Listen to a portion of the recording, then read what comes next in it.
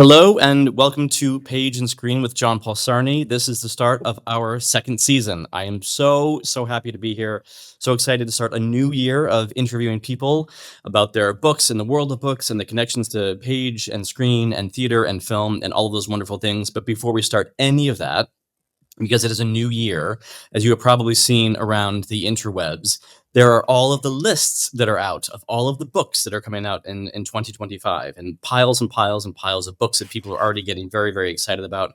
So to begin the year, I thought I would call up my friend from high school, Carrie, who has a fabulous Instagram account called Boston Book Fanatic that has about 50,000 followers on Instagram, and she reads constantly and posts about all the wonderful things that she's reading. And we haven't had a chance to catch up in ages and ages and ages. So, Carrie, Boston Book Fanatic, welcome to the show. Thank you. Hi, JP. It's so good to see you. It has been far too long since I've seen you, so it's so nice to be able to catch up over books. I know, exactly. Well, we nerded out over books a long time ago. If I remember Yeah. right, I feel like it was a book. Was it like This Is Where I Leave You, maybe, was one of the books Oh, that we loved together? yes. I loved the Jonathan Tropper, right? I loved his Yeah, books. Jonathan Tropper, and it's kind of amazing because, I just recently was working for a former head of Warner Brothers who made that movie. And Oh, so wow. everything does, really come full circle. So it's amazing to be able to look at the connections between all of it. I mean, in high school, you and I were part of a group of friends. This is going to be dating us a little bit, but we would make each other mixtapes. The holiday season, we made mixtapes for like 20 people and we passed them out on cassette. When we got to university, we made them on CD-ROM. We burned CDs. It was a bigger process. We were all up on the technology. We were very pleased with ourselves. I wonder where those all are now. They must be somewhere. I have actually gone into Spotify and I've just made them digital.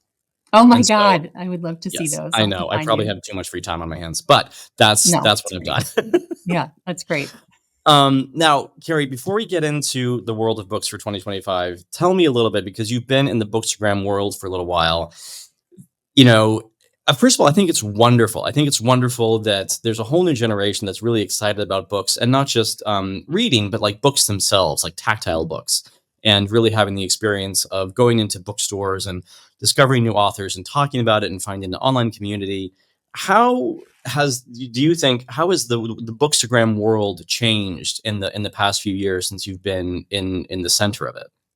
Yeah, well, it's definitely gotten a lot bigger, and a lot more sort of organized. Everything, there were far fewer bookstagrammers when I started in 2018. Everything was a little more sort of freewheeling. You'd kind of reach out to folks at the publishers and ask for copies of books. There are way more bookstagrammers now, which is great. So many people reading and loving books and sharing them. Everything has gotten much more organized on the publisher side, which has its pros and cons, but it has become sort of easier to get. I think if you have the size of account they're looking for, it's become easier to sort of get books without having to kind of reach out whenever there's something you're interested in and ask for a copy. So that part of it has been really nice. I think what you see now too are there are so many different kinds of accounts. There are some accounts that really focus on new releases, getting the word out about what's coming up. There are accounts that really focus on backlist. There are accounts that focus on particular genres. There are accounts that focus only on sort of recommendations. That's kind of what I do. I don't really like to write bad reviews. I really only will post about a particular book if it was something I like and I want to recommend it to you. And then there are other folks who post sort of reviews of everything they've read. So there's really something for everyone out there, which is really nice. And there's a lot of people, especially now this time of year. If you look at the services like Goodreads and Fable and these sorts of things, where everyone's saying, "Okay, let's set our goals for the year. How many books do we all want to be reading?" What do we think about that? I mean, I'm sort of two minds. I mean, it gives an added pressure, which I think is good because it keeps you honest about reading, which is why I like doing this podcast because I'm having the authors on, so we get to talk about things, and it's a great way to create my reading list from early days. But it's also, you want to make sure that you're able to dip into, like you said, like the backlist and things like that, and make sure that you have a nice mix of things. And there are people who want to focus on literary fiction or commercial fiction, and it just depends on that sort of thing. So what do you think about, these goals that people are now setting, and especially these accounts where it's someone saying, I read 180 books last year, and I sort of wonder, like, well, but like, Yeah. did you breathe in the words, and were you able to really enjoy that? Because that's my other fears. I don't want to ever race through something. I mean, we all know how much work it takes to write a book, and just because there are so many, especially in the United States and in the UK, hopefully every book gets some of the attention that it deserves. So, do you think it's good to set goals for oneself at the top of the year? Yeah, I think it depends on the person, you know? I mean, some people really enjoy having a goal and something to work towards, and for some people, it just stresses them out. So, it shouldn't be something that anyone feels obligated to do. I mean, I am one of those people now who reads probably about 100 books per year, but some I do read more quickly, like a thriller. I'll probably read pretty quickly. Something more dense, like a multi generational family saga, I'll spend a lot more time with. You love a family saga. A lot of a family saga. And then, part of it too is that I'm reading a lot because I have the copies, because they've arrived and they're new releases that I'm excited about. I always read a lot, but I didn't always read this much sort of all year. I might have read a lot, over the summer or over a holiday break. But now, because I'm so excited about copies that have arrived in the mail, it makes me want to get to more of them. But if it's not exciting to you to set a goal and work towards that, then don't do it. It's whatever works for you is what people should be doing. I think that's more than fair. Well, with that being said, let's get into it, because there's a lot of books coming out this year, and it's always amazing to me, because I think as we look at these lists, we see authors from, you and I, obviously, like I said, we're in high school together. There are authors that were releasing books when we were in high school that are still releasing books, and really exciting work that is on this list that we'll talk about. And by the way, Carrie and I have made a list of about 50 books that we're excited about. We cannot possibly talk about them all in the next, half an hour or whatever the time might be. But if you go to bookshop.org, the Page and Screen account, you can see the full list of all the books. You can order the books there or wherever you like to buy your books. If you order them on bookshop.org, the money goes to support independent bookstores, which I quite like. So that's a great way to do it. But to begin, today is the 7th of January, let's say, for example. So today there are two books coming out. The first that I want to mention is James Longman from ABC has a book called The Inherited Mind, which is a story of family hope and the genetics of mental illness. So a story very near and dear to his heart. He is a correspondent for ABC News in London. He has an incredible Instagram account. He's been talking about this quite a lot. He shares a lot of his personal life as well as his work life. So this is an exciting book that is coming out. Another exciting book that is coming out today is Mothers and Sons, which is a novel by Adam Hazlitt. Adam Hazlitt wrote, and I don't often read books of short stories because I need a full throttle kind of experience. But he wrote a book of short stories, which I loved so much that I finished reading it, and I wrote, and in the front of the book, I wrote my name and the date that I finished reading it, and then I passed it to people, and I said, when you're done, please write your name and the date and pass it to someone else, because it was that kind of book, which doesn't come along very often. That collection of short stories was called You Are Not a Stranger Here. And he now has a new novel coming out called Mothers and Sons. So he's just an exemplary writer that I'm always excited about, and very excited to see what he's got going on. So those are two books that are coming out just now. And then next week, if we look to the 14th, I know there's at least one book that you're excited about coming out by Grady Hendrix. Yes, I'm a big Grady Hendrix fan. I love his sort of campy style of horror. So he has a book coming out on the 14th called Witchcraft for Wayward Girls. And this one's it's set in 1970, and it's about a group of pregnant teenage girls who are sent to a home for unwed mothers to sort of see out their pregnancy and have their babies. And I assume they're taken up for adoption. And given the title, I can only assume they're going to get into some witchcraft. So I'm excited about that to see where that goes. His books are a lot of fun. I love Southern Book Club's Guide to Slaying Vampires, How to Sell a Haunted House. So really excited for this new one. And if that is not your cup of tea on the 14th, Brooke Shields has a book coming out called Brooke Shields Is Not Allowed to Get Old. A little bit different. Yeah, it's just a brilliant title. And I think that the title probably says it all. I just saw that today on, I think it was Oprah's book club list of like the 25 books you must pay attention to. And then also coming out, another celebrity book the following week, towards the end of January, is Dare I Say It by Naomi Watts, which is her account of menopause and what that experience is like, and talking very candidly about it, which I think is terrific. And she's been posting quite a bit about that. So I hope that people will pay that a lot of attention. And then at the very end of the month, on the 28th, the author of Black Cake has a new book out. Yes. Oh my God. Black Cake, I think, is one of the best multi-generational family sagas ever, and was a debut, which is amazing. So this is her sophomore novel called Good Dirt. And this one is sort of pitched as a family saga that explores how tragedy can shape who we become. It's about a girl whose brother is killed during a home invasion when she's 10, and then follows her in present day after her fiance leaves her at the altar, and she and her family sort of start confronting their past. Right up my Amazing. alley. Yeah, yeah. And then right behind that, there's a couple other ones that I know that you're excited about, from authors that I don't have quite the relationship with, but please go ahead. Yes. So in February here, are we at? Yeah, February 11th. So February 11th is a book coming from Nancy Johnson called People of Means.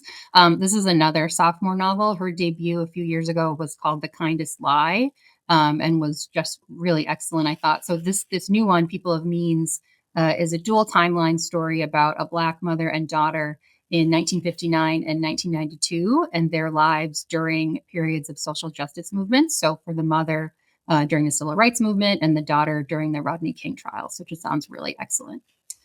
And then on February 25th, The Strange Case of Jane O from Karen Thompson Walker. This is a speculative fiction novel from the author of The Dreamers, which was from a few years ago, which I also really loved. Also, The Age of Miracles, if I'm not The Age of mistaken. Miracles, which I haven't read yet, but I have sitting on Good. my bookshelf and need to get to. But this one is about a new mother who starts having strange episodes of amnesia, hallucinations, and premonitions. And she starts having visions of someone who died 20 years ago. And this person is warning her that there's a disaster to come. So she starts seeing a psychiatrist, trying to figure out what's going on. And they both sort of start questioning everything that they know about reality. Amazing. Yeah. And also, right at that same week, Chelsea Handler has a new book of essays coming out, called "I'll Have What She's Having," So excited. and and her books. I mean, when I first started covering the publishing world, when I worked at Sirius XM Radio, I remember getting the earliest copies of her essays, and they were always so funny, always so entertaining. We miss her show on E terribly, because it was so brilliant and honest. So always happy to hear what she's got going on. Um, and then also later, just behind that, in March 11th, there's a book coming out which I already have, which I can't, because I get so excited like you do when the books just arrive, which is called Yes. Liquid: A Love Story. Do you have this in your pile? No, I don't. I don't have that one. So it's described as the marriage plot meets the idiot, and it's a debut novel, the story of a young Muslim scholar stuck in the midst of an adjunct professorship in Los Angeles, who decides to, I'm just reading this verbatim, so forgive me, who decides to give up her career in academia and marry rich, committing herself to 100 dates in the course of a single summer. And I think it just sounds very charming. I'm very excited to have it, and I always feel like I've somehow cheated the system when I get books before they're published. But I'm very thrilled to have this in my stack. That one sounds really fun. Yeah. Yeah. Also, coming out in March is a book that I'm excited about. If you are familiar with Bob the Drag Queen on Instagram, it's an amazing, hilarious Instagram account. It's called Harriet Tubman Live in Concert.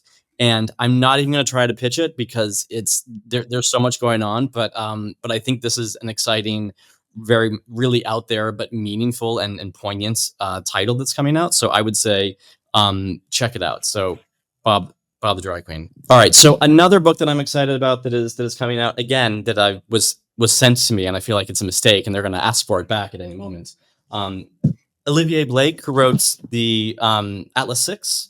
This is Gifted and Talented, and Gifted and Talented is it's about three siblings who, upon the death of their father, are forced to reckon with their long festering rivalries, dangerous abilities, and the crushing weight of all their unrealized adolescent potential. So this is a juicy one that's coming out from Tor, which always has great science fiction and fantasy books. So that's I think that's really exciting. Also one of my favorite book covers of 2025 thus far. That Uh, sounds amazing. I need to add yeah, that one to my list for add sure. it to your list. Start scribbling down, Carrie.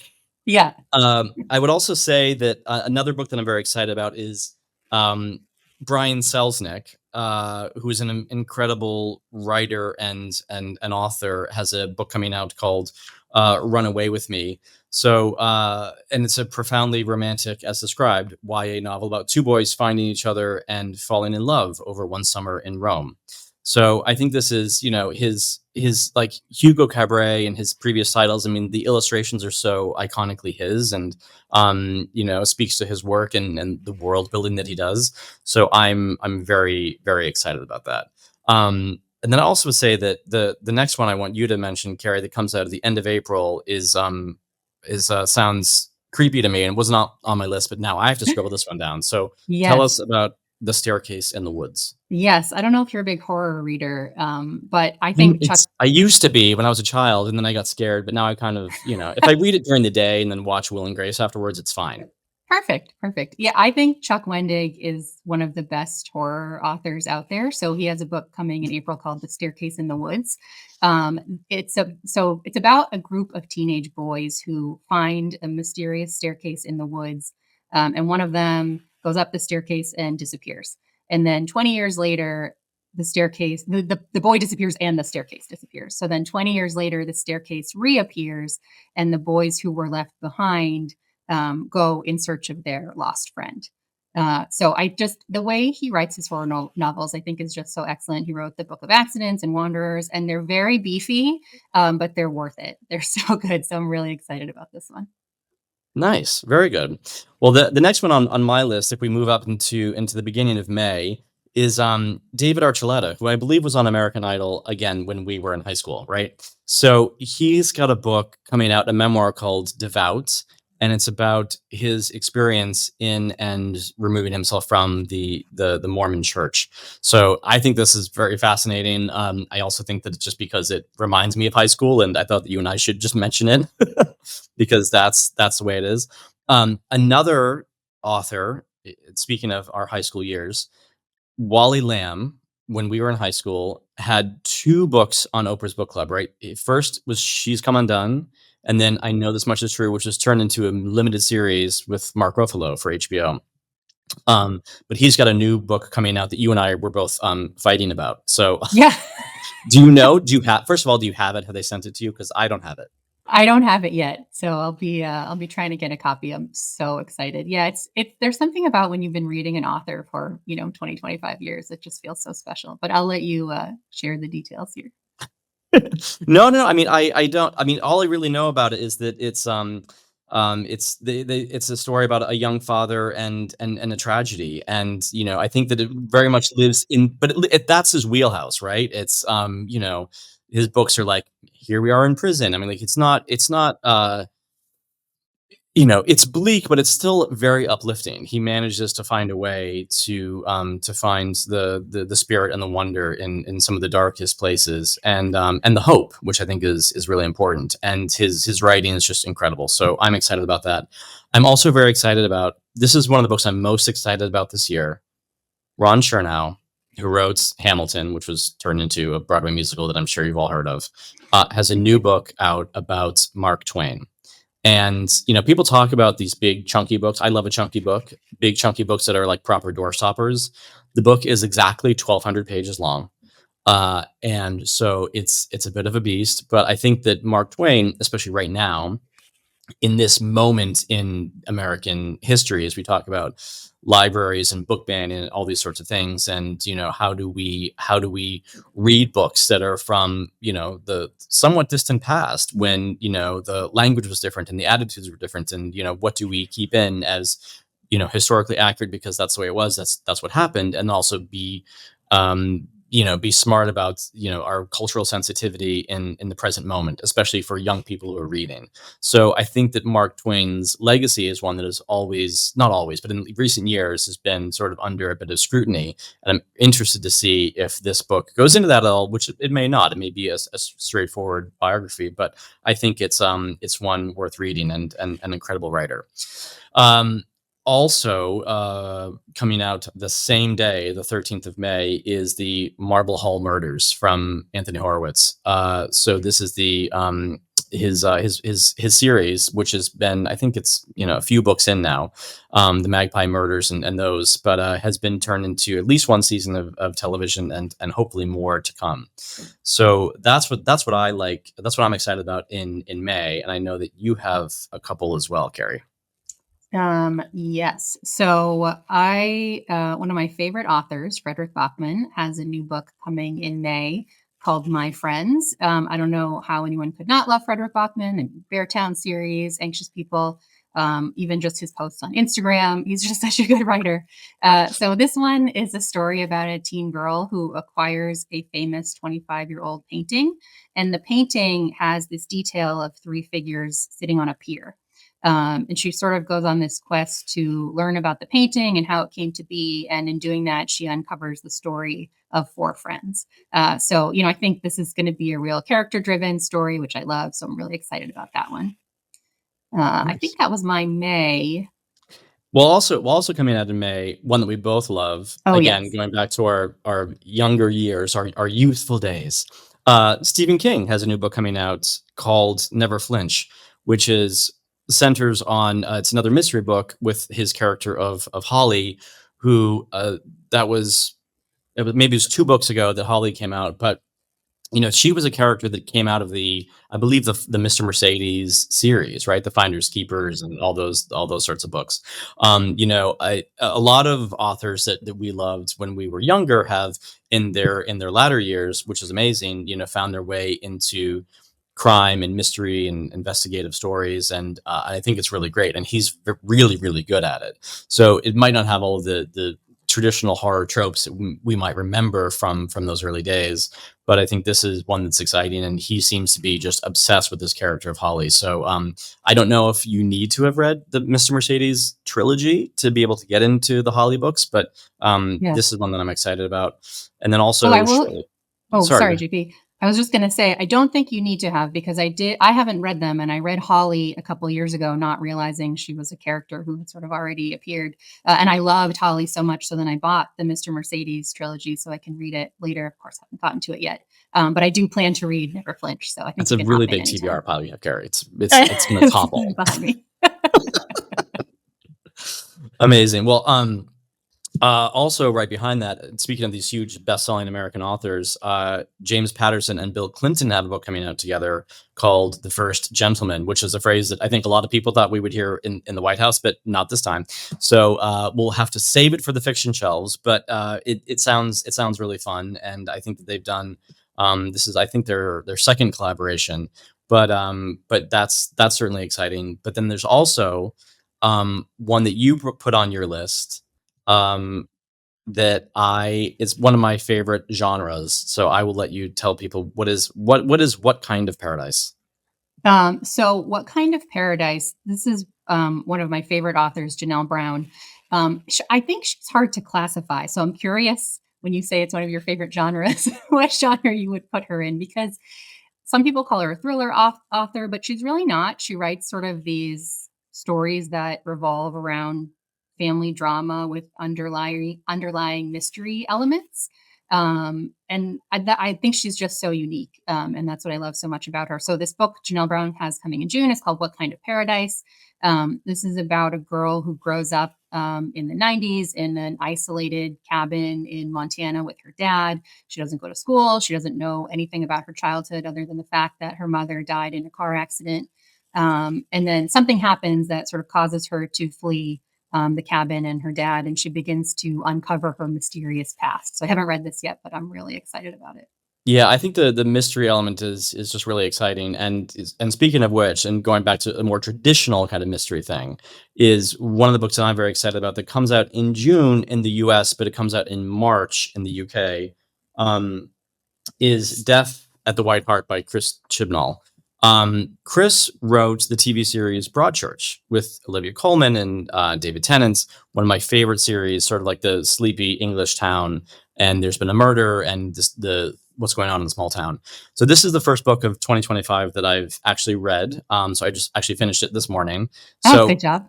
it's amazing. It's like I said, it's coming out first in the UK. They're calling it the debut crime drama of 2025. Just you heard it here first. So, Adding it to my but list. it's really well done. It's another great female detective at the center of it, and a small town that is both charming and sinister at the same time. But it's a really great mystery, and I just tore through this one. So certainly not cozy crime, but it lives in a world that I think is really enjoyable. So that's certainly one to keep an eye out for. I really hope it's the first in a series. He's coming on the podcast in the coming months to talk about it, so that's exciting. And then I'll let you take it away to your next one. Yeah, thanks. So in June, Nikki Erlich has a book coming called The Poppy Field. So I don't know if you know Nikki Erlich, but her debut, I think a few years ago, was called The Measure and was one of the most interesting speculative fiction books I think I've ever read. It revolved around sort of everyone wakes up one morning and has a box on their doorstep, and in the box is a string, and the string sort of identifies how many more years you have to live. So, the question is, what do you do with your life when you know how much more time you have? So Right. her new one is again speculative fiction called The Poppy Field. It's about a research center that has an experimental treatment that allows people who've sort of been devastated by loss to sleep through that period of emotional pain and wake up healed. So I think this one's going to be really interesting too. Yes, I'm going to put that on my list as well. I think that's really exciting. And then just to wrap it up here, because I know we're near the end, but just a couple other books that I wanted to mention in closing. Catabasis. If I'm mispronouncing this, then don't please. I mean, I don't know. R.F. Kuang, who has written incredible books, including Babel and some other things, really has cornered the genre in a very unique kind of way. So this is an exciting one that's coming out in August. Also coming out later in the year in September, Catherine Rundle's The Poison King from the Impossible Creatures series, which sits in the YA space. And then also towards the end of the year, Harlan Coben and Reese Witherspoon have written a book together that's coming out in October. So that'll be an interesting collab.